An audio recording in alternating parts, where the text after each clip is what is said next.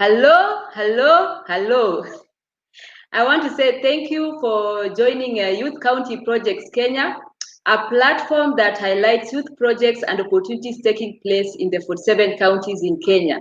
We also feature amazing youth from across the 47 counties who are doing amazing stuff, either politically, economically, or socially. So today we are joined by Ruth Ambogo. She's an aspirant for the Senatorial seat 2022, Vihiga County. And she's here to share with us a story on how even she got to where she is and what aspirations she has for people or the residents of Vihiga County. All right, welcome to the studio.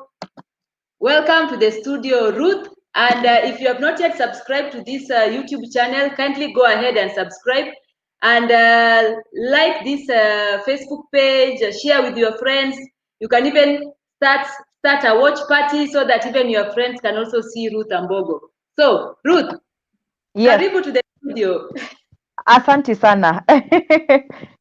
Hey, it's an honor to have you. It's an honor to have you here, and congratulations that you even made the decision to vie for a political seat. Thank you so much. Asante sana.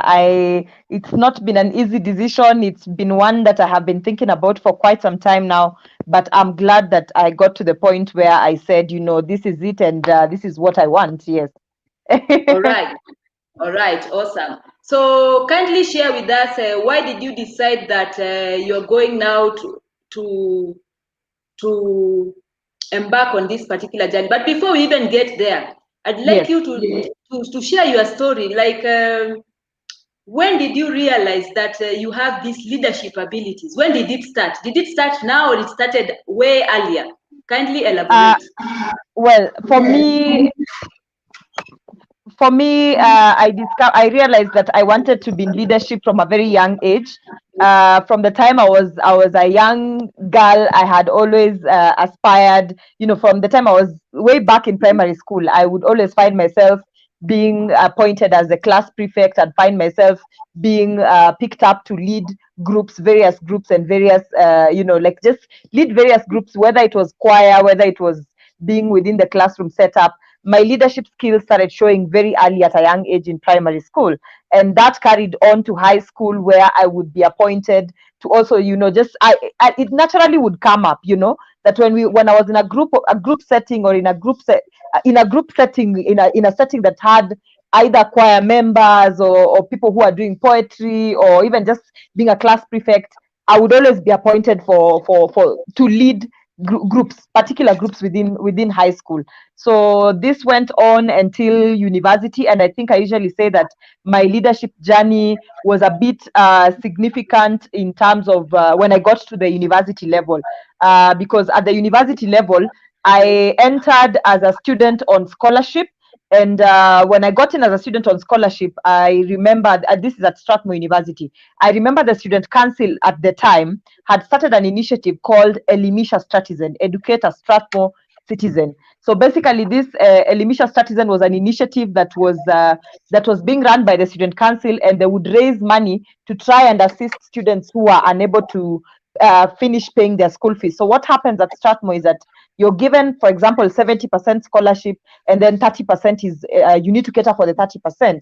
But given my background, I was unable to cater for the percentage that the percentage that was left. So what would happen is that you'd find a lot of students on scholarship being unable to finish their education, because that 30% is already a burden. At Strathmore University, 30% is a lot of money. 30% is literally someone else's school fees at a public university. So when they realized that a lot of students on scholarship were not finishing their education because of this lack of school fees, they came up with that program where they would reach out to students, and students would contribute 50 shillings at the end of every month towards a kitty that would now be used to assist these students who are unable to finish paying their school fees.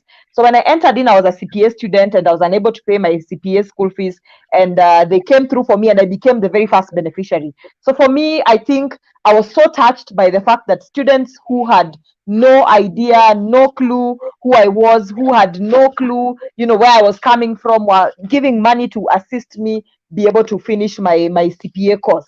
So that, that being amazed by their kindness, I decided that, I would volunteer for that initiative. And so I became one of their biggest volunteers. I would go around classrooms. I would go around classrooms telling students about this project that we were running, Elimisha Citizen, and get them to contribute. I was quite a key mobilizer. At the same time, also, I was a class. I had been appointed as the class representative for my CPA class. So one thing that I saw was the impact of this project in the lives of many young people who are coming from humble backgrounds, just like myself. And I promised to myself that when I would join law school, which was the course that I was destined to do at Strathmore University, that was supposed to be a year later. When I would join law school, I promised myself that the moment I would qualify to run for student council, I would vie for student council just so that I can be in a position to be able to assist students the same way I was assisted. So when I joined law school, what ended up happening is that, again, I was appointed as the class representative in law school. And then, everywhere I went, I was always a class prefect, a class representative. I was always a class prefect or a class representative. So I entered law school, and towards the end of law school, I was able to vie for student council and won. And I became the first year at Strathmore University to vie for student council and win. I don't know, Violet, if you can hear me, because I can hear there's an echo. Can you hear me? I can hear you, but there's an echo. Okay, let me try. And I had disconnected the speaker. What about now? It's even louder now. Okay, let me reduce the volume. Yeah. What about now? I think now it's better. Still bad. It's still bad. Okay. Okay, this sitting room of mine is iko kubwa kidogo, so I think that's the reason behind the echo. But no, at first it was okay. Oh, at first, okay. Yes, okay, let me. Okay. Okay, let me. What about now? It still has an echo. Oh, there is an echo. Yes. All right. So let's try again. I can still hear the echo. What about now? The echo is gone. Okay, continue. Yes. So I was saying that when I got to my first year, towards the end of first year, I ran for student council, and I actually ended up winning. And actually, one of the reasons why I won was because within the race, I had a number of competitors, but then some people ended up dropping out of the race after our first debate. I think some of them were intimidated, and then other people were disqualified because of grades. Strathmore University, focuses on leadership, but as well as they look at your grades as well. Yeah. So I managed to run, and I found myself, after having intimidated a number of opponents, I found myself running unopposed. So I won that election. And one of the things that I vowed to focus on was that project, Elimisha Citizen, just so that I could find a way of how I could help a bit more people. I could help a bit more students. So I ended up vying for, I got into office and I focused on Elimisha Citizen, and we did a lot of fundraisers, we did a lot of initiatives, we did a lot of activities, and at the end of the day, we raised money. We were able to assist so many students. I think we were able to give bursaries to about 30 or 40 students during my term. And at one fundraiser, we were able to raise something close to 500,000 shillings just in one fundraiser to the project. So for me, when I started seeing how leadership was transforming the lives of, how just being in a small position of leadership was transforming the lives of people who otherwise would not have finished their school, or otherwise would have dropped out of school, I began thinking of leadership from a broad perspective. I began thinking of leadership as one of the greatest platforms to assist the greatest number of people. And that is where my desire for joining politics. I think I from the time I was young, I had aspirations to, I had I had what we would call distant dreams to become a politician, or people around me would point out and say, I look at you and I see Amata Karua, like my late grandfather used to say, I look at you and I see another Mata Karua in the making. I look at you and I see another Gladys Cholet in the making. So they would always encourage me, and one of my aunties would always tell me, you look like you could actually end up being one of, you'd end up being a Gladys Cholet or a Mata Karua. At the time, Gladys Cholet was in the judiciary, and Mata Karua, of course, we all know, he has been a formidable politician for quite some time. So when I got now into university now, the school started exposing us to various, fields of practice, even to the extent of exposing us to politicians who'd come and talk to us when school, come and give us lectures. So at that point now, my desire and my love for politics started growing. The very first politician that I would say I engaged with at length and actually, tried to mentor me into politics is the late Otieno Kajwang. He's one of the first people who saw the potential in me and, held my hand for the short period of time, because I think I knew him just a few months before he passed on. But those few months of knowing him were some of the most impactful months of my life in terms of my ambitions to join politics, because he taught me so much. He would hold my hand. He would send me to forums where I would go and learn a lot about the political environment within the country. He would recommend me for forums, and I would go, and he would just make me understand how this whole thing works. So he was my very first political mentor. And then I think after that, now I engaged with a lot more politicians, and I just started loving the whole, the whole concept of how people's lives can be touched by virtue of you being a political leader. So for me, that whole concept of politics being one of the greatest avenues to assist the greatest number of people now really became ingrained in me. And as I said, the rest is history. When I finished my student council term, I now started getting into the youth leadership space, which is the broader space of trying to impact lives of fellow young people. And I got into mentorship. I started an initiative called Young Kenyan Women Leaders, where we mentored a lot of young girls.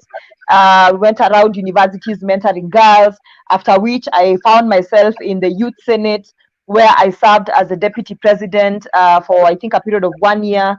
And there we also ran a number of initiatives. From the Youth Senate, I proceeded to do a lot of activities, and I just basically found myself morphing into the youth space. And then significantly, I'd say my engagement with politics became even more intense from 2016 towards late 2016, when now I began commentating on issues affecting the youth on national media. So I'd find myself being invited to forums on media to talk about youth issues. When 2017 came, I became very active in the campaigns. I was one of the members or leaders at a caucus of young women called Daughters of Raila. I was the Secretary General, and we basically went around the country campaigning for Raila, setting up campaign teams at various parts of the country. And my exposure to politics kept just growing. Not only was I on the ground campaigning, but I was also on media, basically analyzing politics. And the more I kept on analyzing politics, the more interested I became. So by the time 2017 ended, it was just a matter of time deciding when will I run, whether it would be 2022 or 2027, and what position I would vie for and where I would vie for. So just recently, I started thinking about it, and that's when I said, I think the time for me has come, and the place to vie is Vihiga County, and the position to vie for is the Senate. So when you're thinking about making change, of course, the place that you think about is, let me think about going back home first. So that's how I landed myself at a position where I declared my intentions to vie in 2022 just recently, and yeah, it's been so far so good. Thank you so much for sharing. So why Vihiga County? Many would have thought that you would have selected Nairobi County. Why Vihiga County? Why? Yes. There's this famous saying that goes that, charity begins at home. That if you feel, personally, I was looking at myself and saying that if indeed I feel that I have within me the potential and the capacity to be able to lead, if I feel within myself that I do have the capacity and everything that it takes to become a leader, why not begin from my backyard, where my people have for a long time been suffering bad leadership, inefficient leadership, and why not, why not go back home? I know that at some point I was thinking about Nairobi. At some point I thought, Nairobi might be a bit easier, an easier way out, but I thought I don't want an easier way out. I want a way that would get me to a position where I transform the lives of people that I know, people that are my people, where I come from, back home, back from where I was, where literally nyumbani. So change has to start from home before you think about, changing the lives of other people that are not necessarily from where you come from. So that's where, for me, my thought process was aligned in the sense that I should begin back at home. Wow, awesome. So, viewer, if you have any other questions for Ruth, kindly go ahead and ask. So, Ruth, yes, I've been seeing you around holding pressers with the Mulembe Nation. So I can see that you've decided that collaboration and also having stakeholders on board in your team is essential. Why did you see that it is good for you to collaborate with others instead of going alone? First, one of the things that I have learned about trying to bring about change as a young person is that whenever you're given a platform to speak and articulate on issues affecting the youth, or to just represent the young people in general, if you go on your own, then you're not taken seriously. If you represent people on your own, you're never taken seriously. So for us as young people from the Western region, one thing that we noticed, this was mid this year, we came to the realization that we have national leaders who come from the Western region who purportedly are supposed to be representing our interests as a people from Western region. But whenever we would look at how they engage with the greater political players, how they would engage with bigger, with what you'd call, I don't want to call it the deep state, but how they basically represent the interests of the people from Western region, rarely would you hear them talk about the interests of the young people. Rarely would you find a leader saying, okay, fine, I am so and so from the Western region, and as we are negotiating for the Western region, we are also negotiating for the following things or for the following benefits to be accrued to our young people. So that realization that there was a gap in terms of representation of the young people from the Western region by the elder leaders is what brought us together as young people. And we said that, we have to come together as people, young people from Western region, because if we don't speak in one voice as a youth from the Western region, we will be ignored. If you continuously speak on your own, speak by yourself, and you say, oh, I am Ruth Ambogo, and call for a one-man press conference, no one will take you seriously. But once you come together because Western region has 5 counties, you come together and find youth leaders or vocal young people from Busia, from Bungoma, Kakamega, Vihiga, and Trans Nzoia, and together you present a united front, then you're taken more seriously. Your issues are articulated, your issues are heard, because now it is the realization sets in that these are youth from one region united and speaking in one voice. So that is what brought about the birth of Mulembe Youth Movement, where now I serve as a coordinator, and we were able to have a number of activities before the regulations for COVID-19 became a bit more strict. We went to Kakamega. We had our first event in Kakamega where we spoke to the young people. We brought young people from representatives from the various counties in the Western region, youth, and we had a session where we came up with an agreement. We had a memoranda at the end of the day, and one of the things that we were articulating as a youth was that we are going to ensure that young people from Western region actually we find ways of empowering young people from Western region to vie for political seats, and not just MCA seats, to vie for MP seats, vie for Senate seats, vie for women representatives if the position will still be there, vie for governor seats, and be able to sit in those seats and bring about change. Because if we wait for people to bring change on our behalf, then no one will. And one of the other things, that resolutions that we came up with, was also that we were able to settle on Honorable Cleophas Malala, the senator for Kakamega County, as our spokesperson, to be able to speak on our behalf, or at the bigger tables that we might not be able to access. So that is what happened. We also had a second event in Vihiga County, and that was also successful. But then after that, COVID-19 came in and we had to halt our public engagement activities. But we are still in the background working out things, working out how we can better speak on behalf of the youth from Western Region and how we can better represent the issues that affect us as youth from Western Region. So one thing that has done for me is that not only has it positioned me as a young person who can speak on behalf of the young people from the Western Region, but it has improved my standing politically within the Western Region. A bit more people now know, who is Ruth Ambogo. And when now you say you want to vie for a seat in Western Region, you're not coming in as a stranger. People are not beginning to wonder, oh, who is this?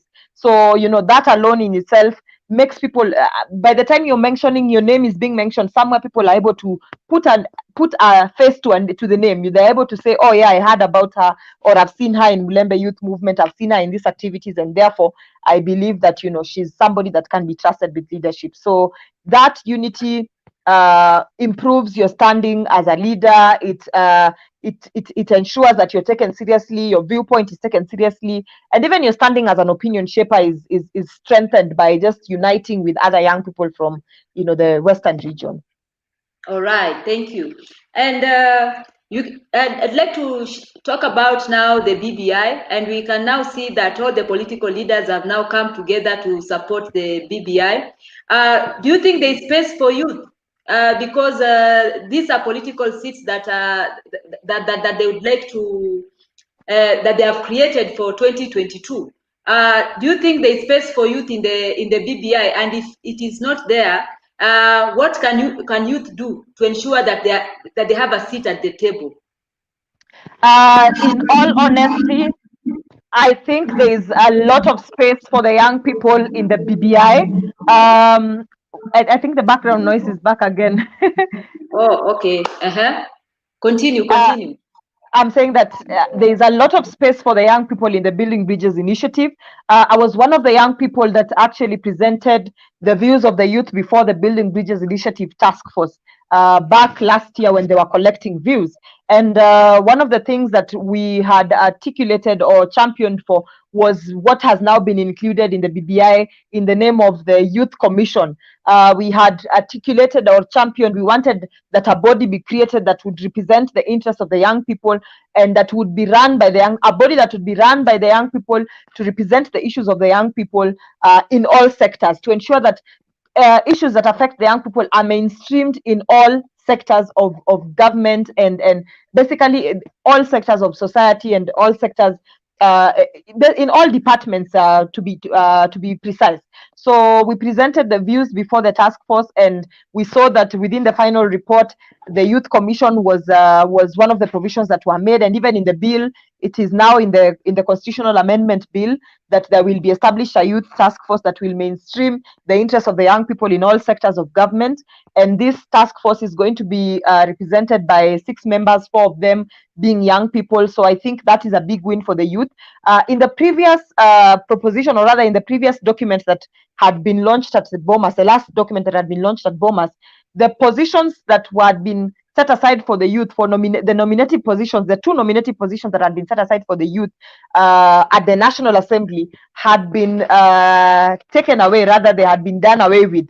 But because of the lobbying post the document being launched, the lobbying that was done by the youth to bring back those positions was actually successful, and now we are seeing that the 2 positions, the 2 nominative positions, are back within the document. And this is over and above the other policy recommendations that have been put in place for the young people: the 7-year tax holiday break, the breaks in payment of help.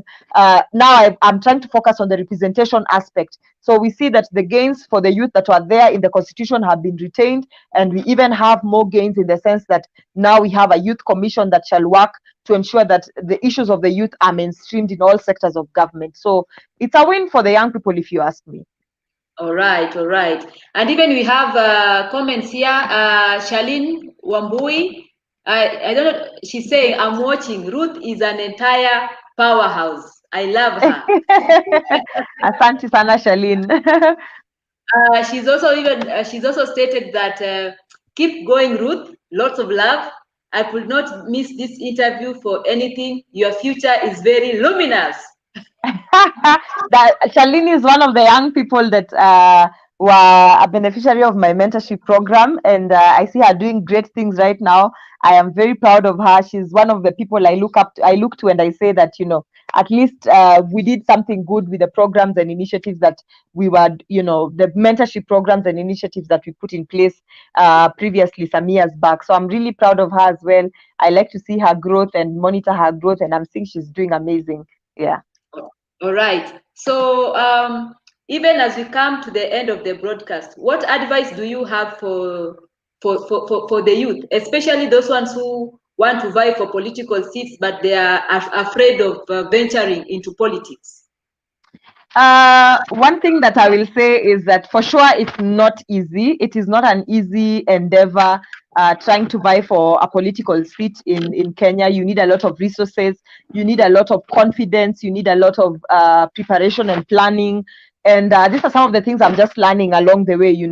But one thing that I'd say is that when you set your eyes on a goal, keep at it and go at it, regardless of the challenges that you will face and the struggles that you will face.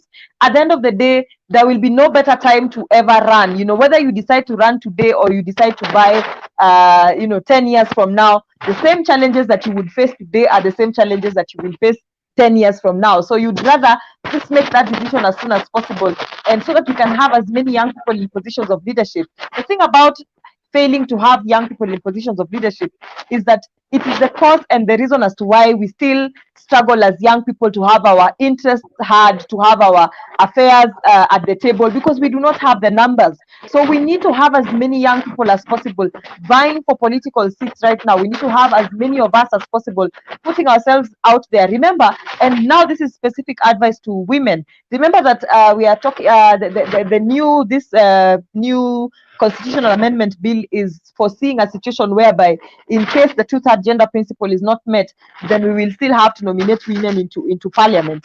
And what they are saying right now is that the nominations will be done after the elections, meaning that even if you vie for a position as a young woman, or basically as a woman, and you miss out and you either become number two, your chances of being nominated into parliament are actually high, as opposed to the constitution now that had been saying that for you to be nominated, a list is presented before elections. So you stand a higher chance if you become number two to be nominated into parliament. So try as much as you can, give it your all.